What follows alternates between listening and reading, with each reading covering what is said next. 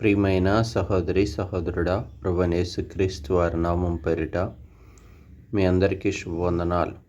ఈ ఉదయకాలము పరిశుద్ధ గ్రంథంలోని లేఖనాల ద్వారా ప్రభు మనతో మాట్లాడుచున్న మాటను బట్టి దేవునికి స్తోత్రం కలుగును గాక. మొదటి రాజుల గ్రంథము 17వ అధ్యాయము 14వ వచనాన్ని ధ్యానాంశముగా తీసుకుందాం. భూమి మీద యెహోవా వర్షము కురిపించు వరకు ఆ తొట్టిలో ఉన్న పిండి తక్కువ కాలేదు, బుడ్డిలో నూనె అయిపోదు అని చెప్పాను.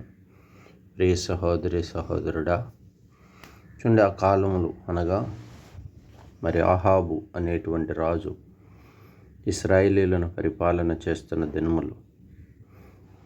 ప్రజలు రాజు దేవునికి విరుద్ధముగా వారు కొనసాగుతున్న పరిస్థితుల్లో దేవుడు ఆ దేశముల మీదకు కరువును పంపాడు.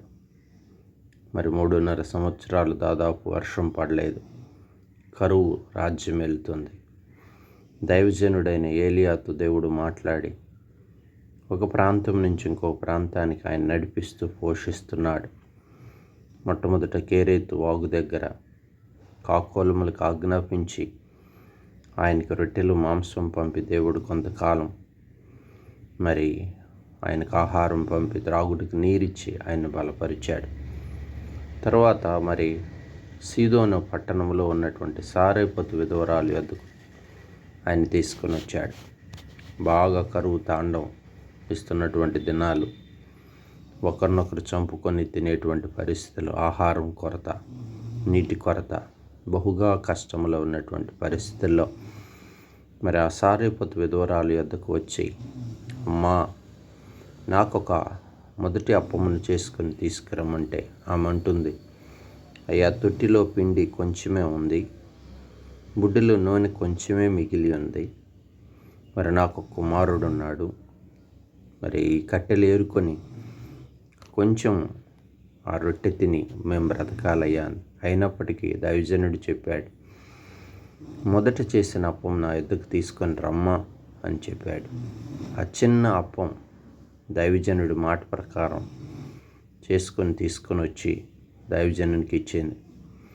అప్పుడు ఆ ప్రకారం ఏలియా చెప్పిన ప్రకారం సారేపతు విధవరాలు చేయటాన్ని బట్టి తొట్టిలో ఉన్న పిండి తక్కువ కాలేదు, బుడ్డిలో ఉన్న నూనె అయిపోలేదు. భూమి మీద కరువు ఉన్నంత కాలము కూడా ఆమె కుమారుడు పోషించబడ్డారు. ఎంత గొప్ప ఆధిక్యత!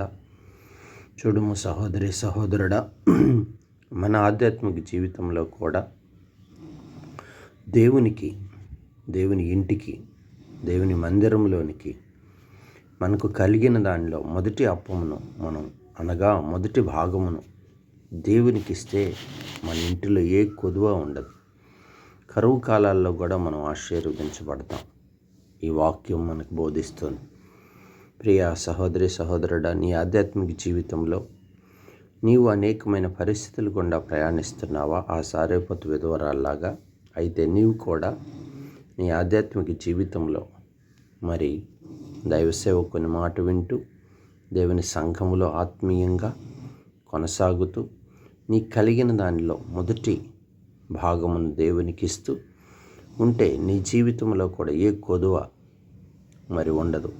ఆ సారేపతు విధవరాలు విషయంలో దేవుడు ఎంత గొప్పగా చేశాడు. కరువు కాలమంతయు కూడా కొంచెమే ఉందని చెప్పిన ఆ పిండి, కొంచెమే ఉందన్న ఆ నూనె, కరువు కాలం అంతా అనగా దాదాపుగా 3.5 సంవత్సరాల కాలం పాటు ఆమె ఎంతగానో కొదువు లేకుండా నడిపించబడింది. దేవుడు కార్యములంత దొడ్డవి.